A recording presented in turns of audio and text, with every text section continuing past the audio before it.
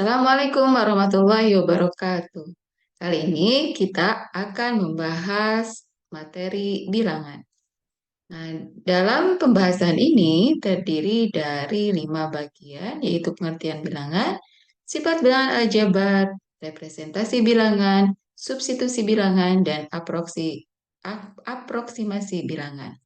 Nah, kita akan coba merangkumnya ya. Yang pertama, yaitu bilangan. Bilangan adalah suatu konsep matematika yang digunakan untuk penjajahan dan pengukuran. Itu secara sederhana ya. Kemudian kita juga mengenal beberapa istilah mengenai bilangan ya. Kita dari dulu sudah mengenal, misalkan ada bilangan asli, bilangan caca, bilangan nol, bilangan bulat negatif, bilangan bulat, bilangan pecahan, bilangan irasional, bilangan rasional, dan bilangan real. Nah, ini secara struktur hierarkinya yang paling luas tentunya adalah bilangan real. Nah, kemudian sifat aljabarnya. Nah, pada himpunan bilangan real dapat dua operasi biner yang dinotasikan oleh penjumlahan dan perkalian. Dari dulu, dari SD kita sudah mengenal sifat-sifat aljabar seperti sifat komutatif, sifat asosiatif penjumlahan, sifat eksistensi elemen nol, sifat eksistensi elemen inverse penjumlahan, sifat komutatif perkalian, sifat asosiatif perkalian, eksistensi unsur satuan, dan eksistensi elemen inverse perkalian. Nah, itu penjumlahan dengan perkalian ya. Kemudian yang ke-9 ada kombinasi dari keduanya, yaitu disebut sifat distributif perkalian terhadap penjumlahan. Nah, kemudian ada istilah representasi bilangan.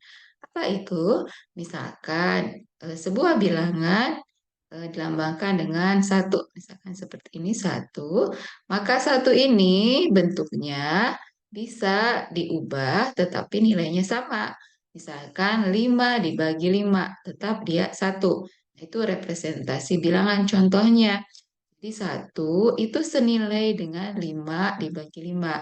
Jadi perubahan bentuk ya, perubahan bentuk bilangan tapi nilainya sama. Contoh yang lainnya, misalkan dari satu bisa diubah menjadi 5 dibagi 5, Z dibagi Z, A pangkat 0, 100%, logaritma 10, 99 dikurangi 98. Nah, itu nilainya tetap 1.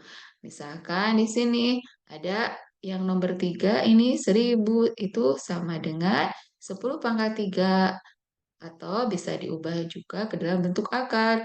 Akar pangkat 3 dari 10 pangkat 9. Dan tentunya masih banyak lagi contoh-contoh yang lainnya. Nah, kemudian ada istilah substitusi bilangan. Nah, biasanya ada suatu formula, kemudian di dalamnya terdapat variabel-variabel. Nah, kemudian dalam suatu konteks masalah terdapat bilangan-bilangan tertentu yang merupakan bagian dari variabel, kemudian kita tinggal memasukkannya, gitu ya. Nah, contohnya misalkan daya kecambah di sini adalah persentase dari banyaknya benih yang menghasilkan kecambah terhadap banyaknya benih yang dibuat menjadi kecambah. Nah, dirumuskan dengan daya kecambah sama dengan banyaknya benih yang berkecambah dibagi banyaknya benih yang dikecambahkan kali 100%. Nah, itu formulanya ya. Nah, kemudian ada kasus di sini. Pada sebuah wadah, sebuah petani berendam benih sebanyak 2.500 biji padi ya. 2 hari kemudian sebanyak 2.355 benih mengeluarkan kecambah. Berapa daya kecambahnya? Nah, kita tinggal memasukkan di situ banyaknya benih yang berkecambah, berarti substitusikan 2.355, kemudian dibagi banyaknya benih yang dikecambahkan 2.500 kali 100%, kemudian dihitung. Nah, setelah dihitung ternyata diperoleh 94%. Nah, di sini 94% merupakan hasil pembulatan yang akan kita bahas di bagian aproksimasi ya, bagaimana cara melakukan pembulatan. Nah, seperti tadi diungkapkan ketika kita mensubstitusikan, kita kan menuliskan 2.355 dibagi 2.500 kali 100%. Nah, eh, maka akan keluar hasil 471 dibagi 5%. Nah, biasanya dalam bentuk pecahan ini di masyarakat tidak lazim, cenderungnya dalam bentuk bilangan bulat ya atau bilangan desimal. Nah, di sini hasilnya ketika kita hitung itu 94,2. Nah, eh, kalau 94 itu disebutnya hasil aproksimasi ya, hasil pendekatan karena merupakan hasil pembulatan. Sedangkan 471 dibagi 5 itu hasil eksak. Jadi dalam perhitungan itu ada dua jenis hasil, bisa hasil eksak atau hasil aproksimasi. Hasil aproksimasi itu pendekatan ya, bisa dilakukan dari mana? Dari pembulatan atau pemotongan tekniknya.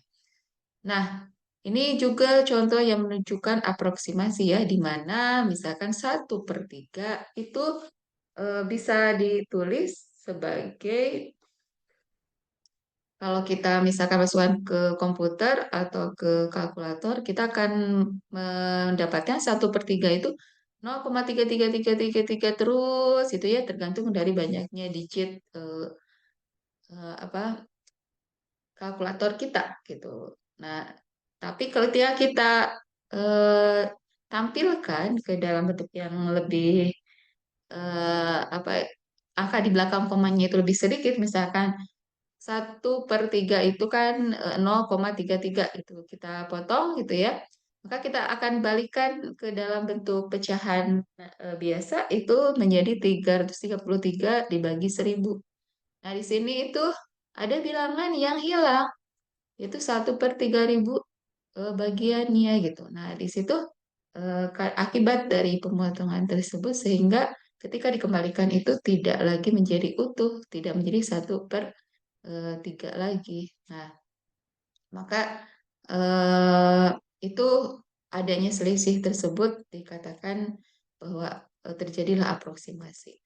Nah, untuk teknik aproksimasi itu ada dua hal ya, bisa menggunakan teknik pembulatan dan pemotongan atau mungkin ada teknik yang lainnya yang populer memang terdapat dua ini, pembulatan dan pemotongan. Jadi 1/7 misal kasusnya ini kan eksak ya.